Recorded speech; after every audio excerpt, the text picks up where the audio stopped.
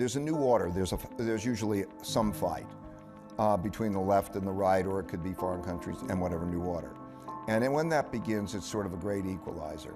And capitalism is a fantastic enabler, because what it does is it gives people who may not have anything, who have good ideas, capital, so they get the resources to pursue that, and that's a fabulous thing. And then as it rises over a period of time, you'll see debt to income ratios rise and so on, because everybody gets more funded, because debt is buying power and everybody wants more buying power. And then also you see it naturally distributes wealth unequally, and it distributes opportunity unequally.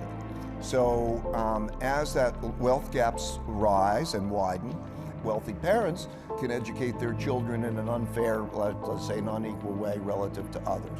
And so, but it gets overly indebted. And then because all this buying power, which comes in the form of debt, is somebody else's assets, then what happens is, then you lower interest rates, you try to stimulate it. So for example, since 1980, every cyclical peak and every cyclical trough in interest rates was lower than the one before it, so that they can stimulate more debt.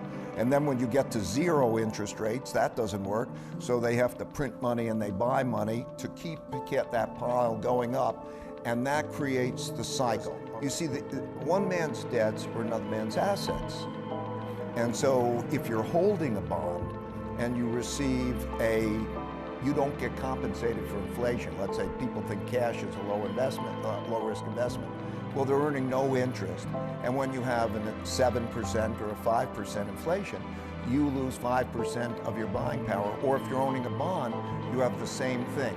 And so what happens is, not only is there the debt that is coming from the new debt created to run the deficit, but there become sellers of that debt, because the owner, as an asset, it's not a good asset. And then there's so much selling. And what that means is that you either have to, interest rates have got to go up, and then that grinds things down to a close, or what they do is they have to print money.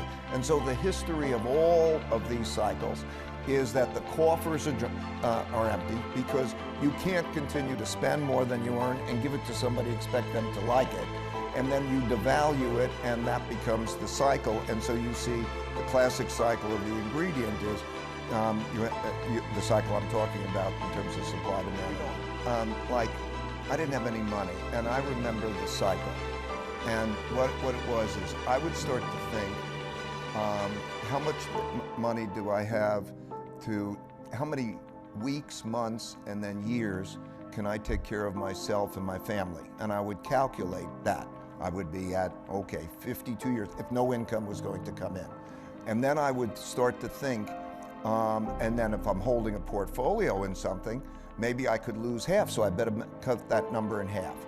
And then I start to think of, what are my uses of the money? What do I need to do?